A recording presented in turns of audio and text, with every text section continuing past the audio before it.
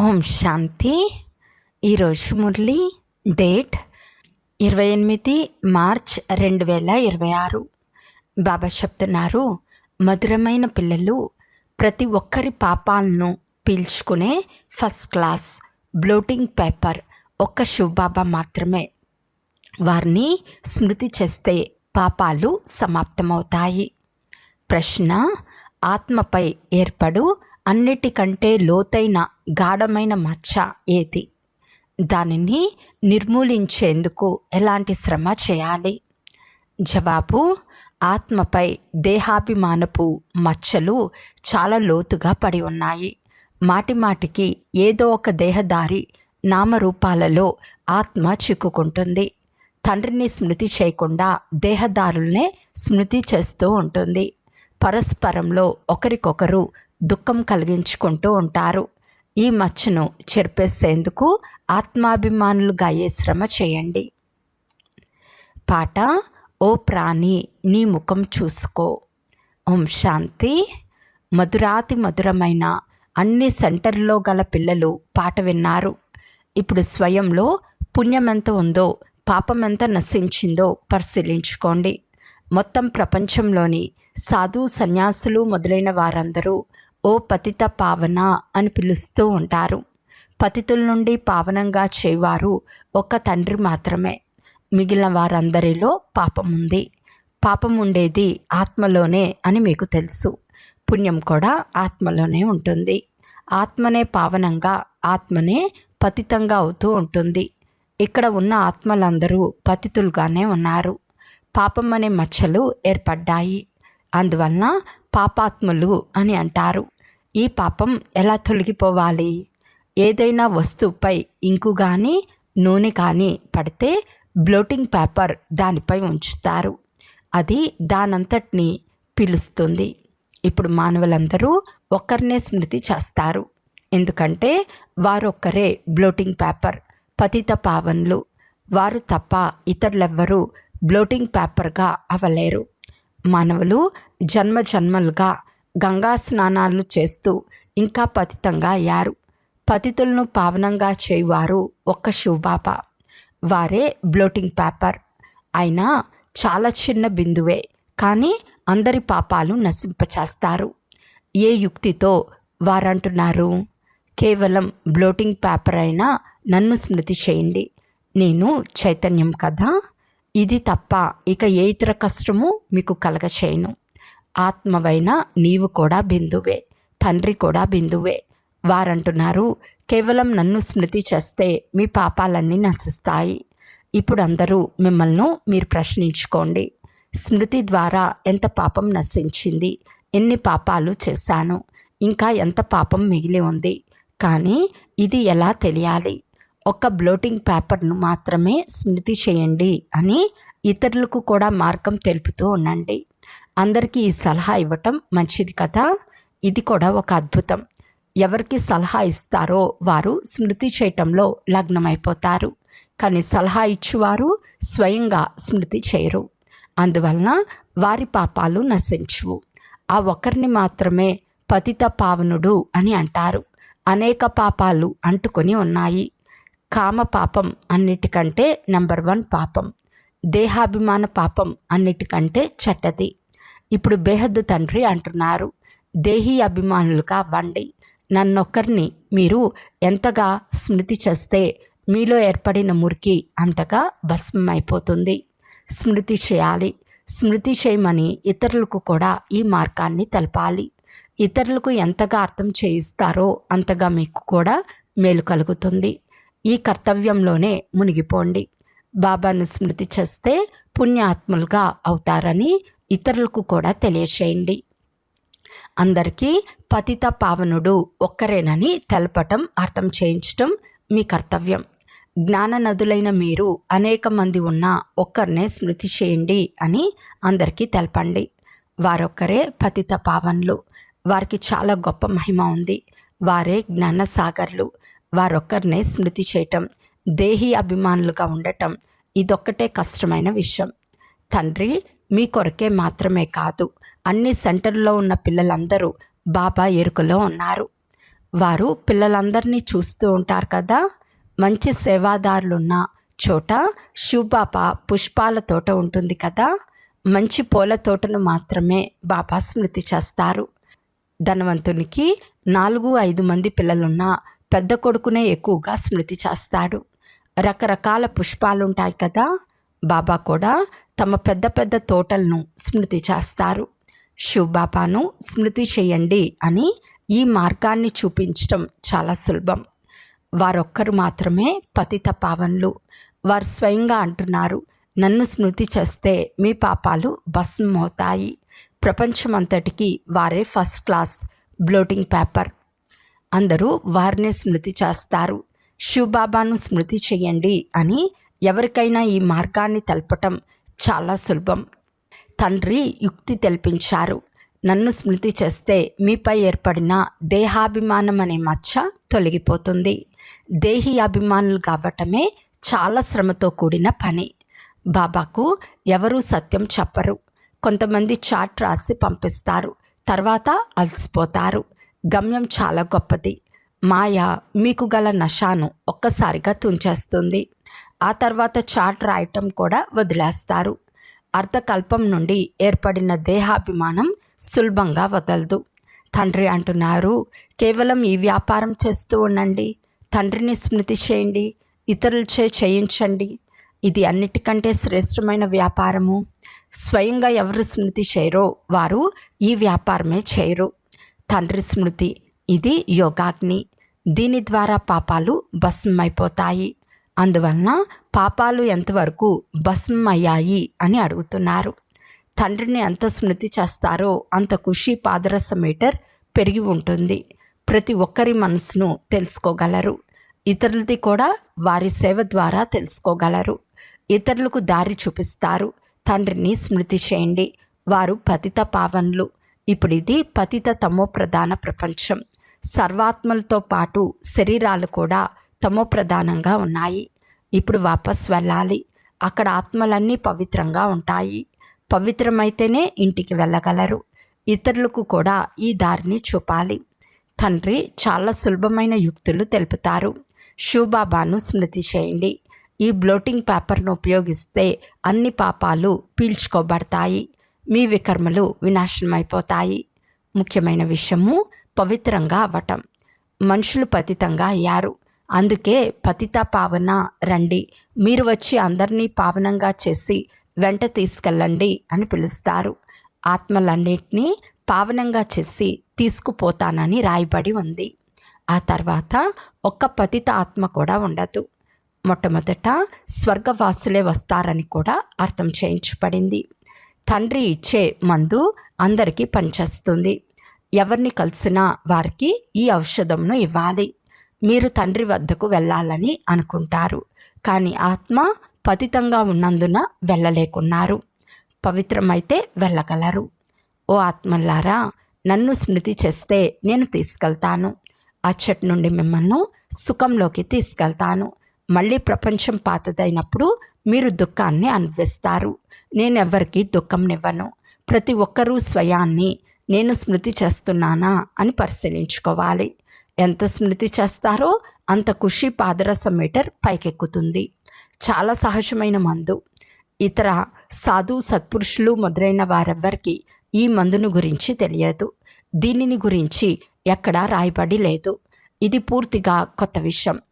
పాపాల ఖాతా శరీరానికి అంటుకొని ఉండదు. సూక్ష్మమైన ఆత్మ బిందువులోనే పూర్తి పాత్ర అంతా నిండి ఉంది. ఆత్మ పతితమైనందున దాని ప్రభావం శరీరంపై కూడా పడుతుంది. ఆత్మ పవిత్రమైతే శరీరం కూడా పవిత్రమైందే లభిస్తుంది. ఆత్మనే సుఖీగా దుఃఖీగా అవుతుంది. శరీరానికి దెబ్బ తగిలితే ఆత్మకు దుఃఖం కలుగుతుంది. దుఃఖిస్తున్న ఆత్మ సుఖంను అనుభవిస్తున్న ఆత్మ అని కూడా అంటారు. ఇంత చిన్న ఆత్మ ఎంతో పెద్ద పాత్రను అభినయిస్తుంది. ఆశ్చర్యం కదా. తండ్రి సుఖంనిచ్చువారు, అందుకే వారిని స్మృతి చేస్తారు. రావణుడు దుఃఖమిస్తాడు. మొట్టమొదట వచ్చేది దేహాభిమానం. తండ్రి అర్థం చేయిస్తున్నారు, మీరు ఆత్మాభిమానులు కావాలి. ఇందులో చాలా శ్రమ ఉంది. బాబాకు తెలుసు. సత్యమైన హృదయంతో ఏ యుక్తితో స్మృతి చేయాలో అలా కొంతమంది కష్టంగా స్మృతి చేస్తారు. ఇక్కడ ఉన్న చాలామంది మర్చిపోతారు. దేహీ అభిమానులుగా ఉంటే ఏ పాపం చేయరు. తండ్రి ఆజ్ఞాపిస్తున్నారు, చెడు వినకు. ఇది కోతుల కొరకు కాదు, ఇది మనుషుల కొరకే. మనుషులు కోతుల వలె ఉన్నారు, అందుకే కోతి బొమ్మలను తయారు చేశారు. చాలామంది మొత్తం రోజంతా వ్యర్థంగా గడుపుతారు. అందువలన తండ్రి అర్థం చేయించవలసి వస్తుంది. చాలా సెంటర్లో ఒకరికొకరు దుఃఖంనే కలిగించుకునేవారు కొంతమంది ఉంటారు. కొంతమంది తండ్రి స్మృతిలో ఉండే చాలా మంచి పిల్లలు కూడా ఉన్నారు. మనస వాచ కర్మన ఎవరికి దుఃఖంను ఇవ్వరాదని భావిస్తారు. వాచా ద్వారా ఎవరికైనా దుఃఖం ఇచ్చారు అంటే దుఃఖితులై మరణిస్తారు. తండ్రి అంటున్నారు, పిల్లలైన మీరు అందరికీ సుఖంనే ఇవ్వాలి, దేహీ అభిమానులుగా అవ్వండి అని అందరికీ తెలియచేయండి. తండ్రిని స్మృతి చేయండి. అయితే ధనం ఇచ్చిపుచ్చుకునే విషయం ఏదీ లేదు. కేవలం ప్రియమైన తండ్రిని స్మృతి చేస్తే మీ వికర్మలు భస్మైపోతాయి. మీరు విశ్వానికి యజమానులుగా అవుతారు. భగవాను వాచ మన్మన భవ. ఒక్క తండ్రిని మరియు వారసత్వాన్ని స్మృతి చేయండి. ఇక ఏ ఇతర విషయాన్ని పరస్పరంలో మాట్లాడకండి. కేవలం తండ్రిని స్మృతి చేయండి. ఇతరుల కళ్యాణం చేయండి. మీ స్థితి ఎంత మధురంగా ఉండాలి అంటే ఎవరు వచ్చి చూసినా బాబా పిల్లలు కూడా బ్లోటింగ్ పేపర్లే అని అనాలి. ఇప్పుడు ఇంకా ఆ స్థితి రాలేదు. బాబాను ఎవరైనా అడిగితే బ్లోటింగ్ పేపరే కాదు, మామూలు కాగితంగా కూడా అవ్వలేదు అని చెప్తారు. బాబా అన్ని సెంటర్లోని పిల్లలకు అర్థం చేయిస్తున్నారు. బొంబాయి, కలకత్తా, ఢిల్లీ అన్ని చోట్ల పిల్లలైతే ఉన్నారు కదా, ఫలానా వారు చాలా విసిగిస్తున్నారు అనే రిపోర్ట్ కూడా వస్తూ ఉంటుంది. పుణ్యాత్మగా చేసేందుకు బదులు ఇంకా పాపాత్మగా తయారు చేస్తారు. ఎవరైనా అడిగితే బాబా వెంటనే తెలుపుతారు. శివబాబాకు అన్ని విషయాలు తెలుసు. వారి వద్ద అందరి లెక్కాచారం ఉంది. ఈ బాబాకు కూడా తెలపగలరు. ముఖం చూస్తూనే అంతా తెలిసిపోతుంది. వీరు బాబా స్మృతిలో మస్తీగా ఉన్నారు. వీరి ముఖమే సంతోషకరంగా దేవతల వలె ఉంది. ఆత్మ సంతోషంగా ఉంటే శరీరం కూడా చూసేందుకు ఖుషీగా అనిపిస్తుంది. శరీరానికి దుఃఖం కలిగితే ఆత్మకు దుఃఖం అనుభవం అవుతుంది. అందరికీ ఒకే విషయం వినిపిస్తూ ఉండండి. శివబాబా అంటున్నారు, నన్ను స్మృతి చేస్తే మీ పాపాలు నశిస్తాయి.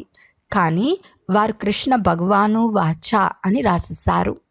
కృష్ణుణ్ణి చాలామంది స్మృతి చేస్తారు, కానీ పాపాలు నశించవు.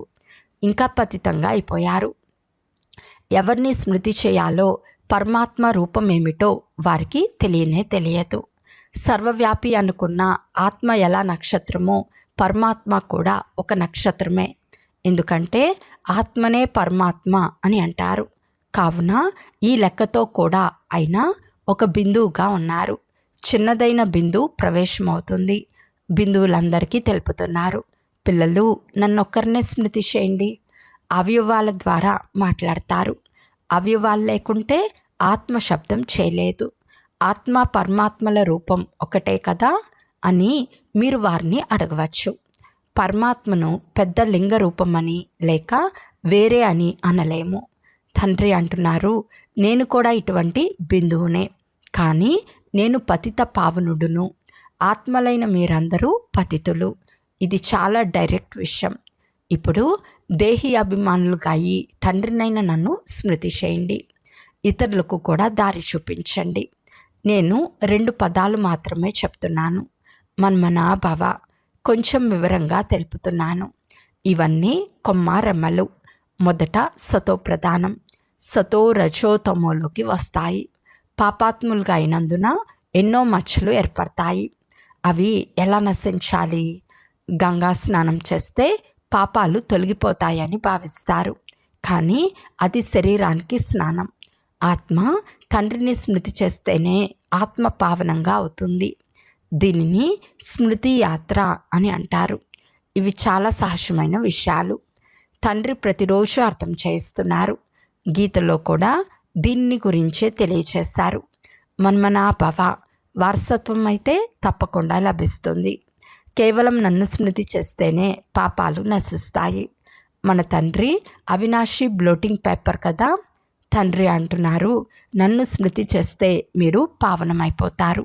తర్వాత మళ్ళీ రావణుడు పతితంగా చేస్తాడు. కావున ఇటువంటి తండ్రిని స్మృతి చేయాలి కదా. స్మృతి చేయని వారు కూడా ఉంటారు. వారి గతి ఏమవుతుంది? తండ్రి అర్థం చేయిస్తున్నారు, పిల్లలు మిగిలిన విషయాలన్నీ వదిలేయండి, ఒక్క విషయం మాత్రమే గుర్తుంచుకోండి. దేహీ అభిమానులుగా తయారై నన్నొక్కరినే స్మృతి చేయండి, ఇది చాలు. ఆత్మ ఒక శరీరాన్ని వదిలి మరొక శరీరాన్ని తీసుకుంటుందని మీకు తెలుసు. ఆత్మనే సుఖ దుఃఖాలను అనుభవిస్తుంది. ఎప్పుడూ పరస్పర హృదయాలను దుఃఖపరుచుకోకండి. ఒకరికొకరు సుఖాన్ని ఇచ్చుకోవాలి. ఇదే మీ వ్యాపారం. చాలామంది పరస్పరం దుఃఖం కలుగ చేసుకుంటూ ఉంటారు. పరస్పర దేహ స్మృతుల్లో చిక్కుకుని ఉంటారు. పూర్తి రోజంతా ఒకరినొకరు స్మృతి చేసుకుంటూ ఉంటారు. మాయ కూడా చాలా శక్తివంతమైనది. బాబా పేరు చెప్పారు, అందువలన బాబా అంటున్నారు, పిల్లలు దేహీ అభిమానులుగా అవ్వండి. జ్ఞానమేమో చాలా సులభం, స్మృతి చేయటమే కష్టమైనది. ఆ జ్ఞానాన్ని 15-20 సంవత్సరాలు చదువుకుంటారు. చాలా సబ్జెక్టులు ఉంటాయి. ఈ జ్ఞానం చాలా సులభమైనది. డ్రామాను తెలుసుకొనుట ఒక కథ. మురళి నడిపించటం పెద్ద విషయమేమీ కాదు. చాలా కష్టమైంది స్మృతి చేయటం. బాబా మళ్ళీ అంటున్నారు, ఇది డ్రామా అయినా పురుషార్థం చేస్తూ ఉండండి. తండ్రిని స్మృతి చేస్తే యోగాగ్నిలో మీ పాపాలు భస్మైపోతాయి. మంచి మంచి పిల్లలు ఇందులో ఫెయిల్ అవుతారు. అచ్చా, మధురాతి మధురమైన అపురూపమైన పిల్లలకు మాతాపిత బాప్దాదాల ప్రియ స్మృతులు మరియు గుడ్ మార్నింగ్. ఆత్మిక పిల్లలకు ఆత్మిక తండ్రి నమస్తే. ఆత్మిక తండ్రికి ఆత్మిక పిల్లల యొక్క ప్రియ స్మృతులు మరియు నమస్తే నమస్తే నమస్తే. ధారణ కొరకు ముఖ్య సారము. ఫస్ట్ పాయింట్, ఎప్పుడూ ఎవరిని దుఃఖపెట్టరాదు. అందరికీ సుఖంను ఇవ్వాలి. ఒక్క తండ్రి స్మృతిలోనే ఉండాలి. అందరికీ తండ్రి స్మృతిని కలిగించాలి. సెకండ్ పాయింట్, పాపాల మచ్చలను తొలగించుకునేందుకు దేహీ అభిమానులుగా అయ్యి అవినాశి బ్లోటింగ్ పేపర్ అయిన తండ్రిని స్మృతి చేయాలి. మీ స్థితి ఎంత మధురంగా ఉండాలి అంటే మీ ద్వారా అందరికీ కళ్యాణం జరుగుతూ ఉండాలి. ఈరోజు వరదానము. మీ శ్రేష్టత ద్వారా నవీనత యొక్క జెండాను ఎగరేసే శక్తి స్వరూప భవ. ఇప్పుడు సమయానుసారం సమీపత అనుసారం శక్తి రూపం యొక్క ప్రభావాన్ని ఇతరులపై వేస్తున్నప్పుడు అంతిమ ప్రత్యక్షతను సమీపానికి తీసుకురాగలరు. ఎలాగైతే స్నేహము మరియు సహయోగాన్ని ప్రత్యక్షం చేశారో అలా సేవ యొక్క దర్పణంలో శక్తి రూపాన్ని అనుభవం చేయించండి. ఎప్పుడైతే మీ శ్రేష్టత ద్వారా శక్తి రూపం యొక్క నవీనతా జెండాను ఎగరేస్తారో అప్పుడు ప్రత్యక్షత జరుగుతుంది. తమ శక్తి స్వరూపం ద్వారా సర్వశక్తివంతుడైన తండ్రిని సాక్షాత్కారం చేయించండి. స్లోగన్: మనసా ద్వారా శక్తులను మరియు కర్మ ద్వారా గుణాలను దానమివ్వటమే మహాదానం. అవ్యక్త సూచన: నిశ్చయం యొక్క పునాదిని గట్టి చేసుకుని సదా నిర్భయంగా నిశ్చింతంగా ఉండండి. నా పిల్లలు విఘ్న వినాశక ఆత్మలు, పూజ ఆత్మలు. ఈ పిల్లలు తండ్రి కంటే ముందు ఉన్నారు అని తండ్రికి తన పిల్లలపై పూర్తి నమ్మకం ఉంది. నిమిత్తంగా అయి సదా తండ్రిని కూడా నిశ్చింతంగా చేసేవారు, సదా సంతోషకరమైన వార్తను వినిపించే ప్రతి ఒక్కరూ విశేషమైన వారు. స్వయంలో కూడా ఇటువంటి నమ్మకం ఉంచి ఇదే స్మృతి స్వరూపంలో ఉంటే విజయులుగా అయిపోతారు. అచ్చా, ఓం శాంతి.